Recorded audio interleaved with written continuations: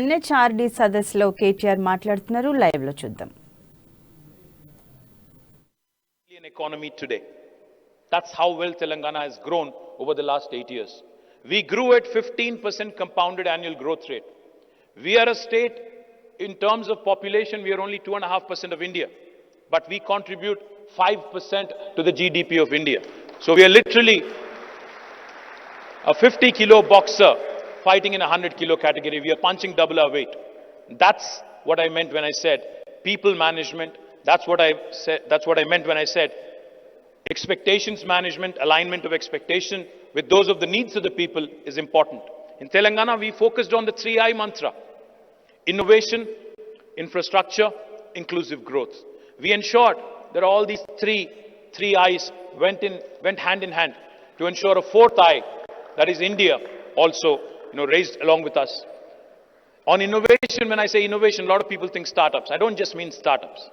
Innovation can come from within the government in terms of new policy making. In Telangana, because I know there are a lot of chief executives also in the room, let me point out, we've innovated with our policy making. The first piece of legislation that we have drafted in the new state of Telangana in 2014 October was the TS iPass. TS iPass literally stands for the Telangana State Industrial Project Approval Self-Certification System. What does it mean? I'll just give you 3 salient features of it. If you, as a chief executive, had to launch a new operation or a new factory in my state, you actually don't need to get a clearance from the government. You don't need an approval from the government. You don't need an approval from the local municipality. You don't need an approval from the local village panchayat. You can hit the ground running. If you have a piece of land that is already allocated to you, you can start the construction of your factory on day one by self-certifying yourselves that you will be in compliance with the law of the land. What we seek of you though, because we need to also ensure regulatory compliance is met with, we seek that you submit all details, the nature of business, the investment, the employment potential, the taxes you would be paying, etc., the category of industry, etc., on the TS iPass portal. When we receive all that information on the portal, we promise all clearances by statute, backed by legislation, in a span of 15 days.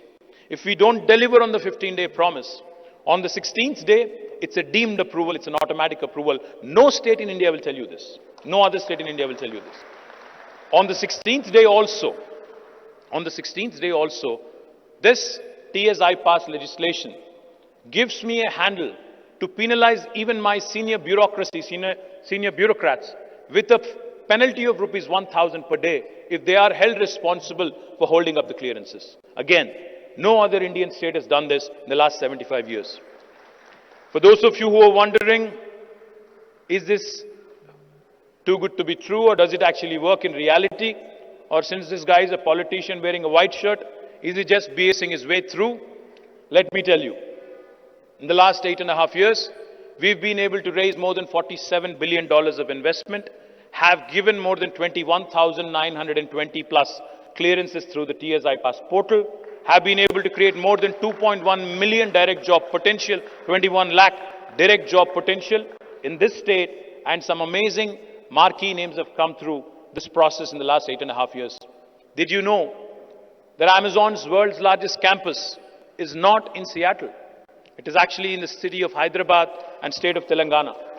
Did you know that Apple, Google, Meta, Microsoft, Uber, Micron, ServiceNow, Qualcomm, Novartis, all of their second largest campuses in the world, Medtronic's second largest campuses in the world, are in this city of Hyderabad, in Telangana. Did you know that we produce 1/3 of world vaccines from this brilliant city of ours, Hyderabad? We are the vaccine capital of the world, not India.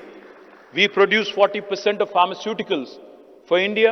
We also produce 1/3 of vaccines for the world. So this growth story that I was just talking about, of how well Telangana has done, not just in industry. While industry has been growing, Telangana's environmental goals also have not been compromised on.